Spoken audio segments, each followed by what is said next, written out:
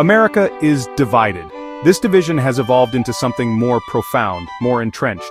We live in political bubbles where our news sources and social circles reinforce our existing beliefs. This self-imposed isolation creates echo chambers, amplifying our differences and making meaningful dialogue nearly impossible. From heated political debates at family gatherings to the rise of online hate speech, the symptoms of this polarization are impossible to ignore. This essay will explore the factors contributing to this political divide, focusing on the role of media consumption and the historical shifts that have shaped our information landscape. We will delve into the concept of Pavlovian politics, examining how we are conditioned to accept information uncritically from trusted sources, often to the detriment of objective truth. Through real-world examples, from the politically divided town of Algoma, Wisconsin, to the surprising emergence of political discourse in reality television, we will illustrate the pervasiveness of this issue. Finally, we will examine the consequences of this polarization, including political gridlock and strained relationships, and offer potential solutions to bridge this chasm and reclaim our common ground. To understand the current state of political polarization, we must first trace the evolution of our news media landscape. There was a time when Americans largely received their news from a handful of trusted sources. Network news anchors like Walter Cronkite delivered the day's events with a gravitas and neutrality that fostered a sense of shared reality. However, this era began to crumble with the rise of cable news and the 24-hour news cycle. The need to fill airtime led to a proliferation of opinion-based programming, where partisan pundits dominated the airwaves. This shift was further accelerated by the advent of the internet and the explosion of online news sources.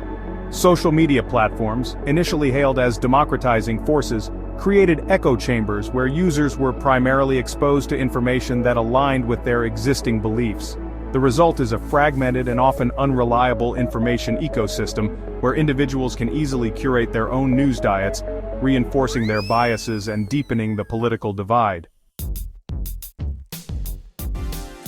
In his seminal work, Russian physiologist Ivan Pavlov demonstrated that dogs could be conditioned to associate a neutral stimulus, like the sound of a bell, with a particular outcome, such as the arrival of food. This principle of classical conditioning has alarming implications for our understanding of political behavior. Just as Pavlov's dogs learned to salivate at the sound of a bell, we too can be conditioned to respond to political cues in predictable ways. Through repeated exposure to biased news sources and partisan rhetoric, we develop subconscious associations between specific issues, politicians, or ideologies, and positive or negative emotions. Over time, these associations become deeply ingrained, influencing our perceptions and shaping our political beliefs. As we retreat into our respective echo chambers, consuming information that reinforces our existing beliefs, we become conditioned to view the other side with suspicion and distrust. Breaking free from this cycle requires a conscious effort to diversify our information diets, engage with perspectives that challenge our own, and cultivate a healthy skepticism towards all sources of information. Section 4. Reality Bites. From Algoma to Reality TV. The consequences of our increasingly polarized political landscape are not confined to the halls of Congress or the comment sections of online news articles. They are playing out in communities across the country, dividing families, straining friendships, and eroding our sense of shared purpose. Take, for instance, the small town of Algoma, Wisconsin. In the 2020 presidential election, Algoma was split nearly down the middle, a microcosm of the national divide. This division has manifested in various ways, from heated arguments at local coffee shops to vandalized political signs dotting the town's streets. Reality television, a genre often associated with escapism and lighthearted entertainment, has become an unexpected battleground for political discourse. This shift reflects the pervasiveness of political polarization, demonstrating that even in our leisure activities it is becoming increasingly difficult to escape the pull of our divided political landscape.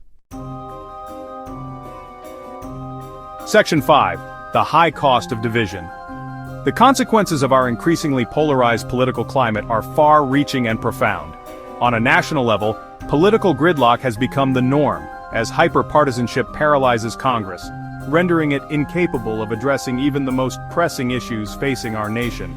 Legislation stalls, budgets go unpassed, and critical problems remain unaddressed, all while the American people grow increasingly disillusioned with their elected officials and the political process itself. This gridlock extends beyond the legislative branch, seeping into our courtrooms and government agencies. Government agencies tasked with protecting our environment, regulating our financial institutions, and ensuring the safety of our food and drugs, find themselves caught in the crosshairs of partisan warfare. This erosion of trust in our institutions has a corrosive effect on our democracy, undermining our faith in government and eroding our sense of shared purpose. But perhaps the most devastating consequence of our political polarization is the toll it takes on our personal relationships. Section 6. Building Bridges, a Path Forward. The challenges posed by our increasingly polarized political landscape are daunting, but they are not insurmountable. Overcoming this division requires a collective effort, a commitment from each of us to engage in the difficult but necessary work of rebuilding trust, fostering empathy, and rediscovering our shared humanity. One crucial step is to cultivate a more discerning approach to information consumption. We must become critical consumers of news, questioning our own biases, seeking out diverse perspectives, and evaluating information based on its merits. This means venturing outside of our echo chambers, engaging with viewpoints that challenge our own, and developing a healthy skepticism towards all sources of information. Education also plays a vital role in bridging the political divide. By equipping future generations with the critical thinking skills necessary to navigate our complex information landscape, we can help break the cycle of misinformation and polarization. Section 7. A Call to Action, Reclaiming Our Common Ground. The journey to bridge the political divide will not be easy. It will require patience, understanding, and a willingness to listen to and learn from those with whom we disagree. But the stakes are too high to remain divided. The future of our nation, the health of our democracy, and the strength of our communities depend on our ability to find common ground. Let us commit ourselves to this vital task, to building a more perfect union, not through uniformity of thought, but through respect for diversity of opinion and a commitment to civil discourse. Let us together reclaim our common ground and build a brighter future for ourselves and for generations to come.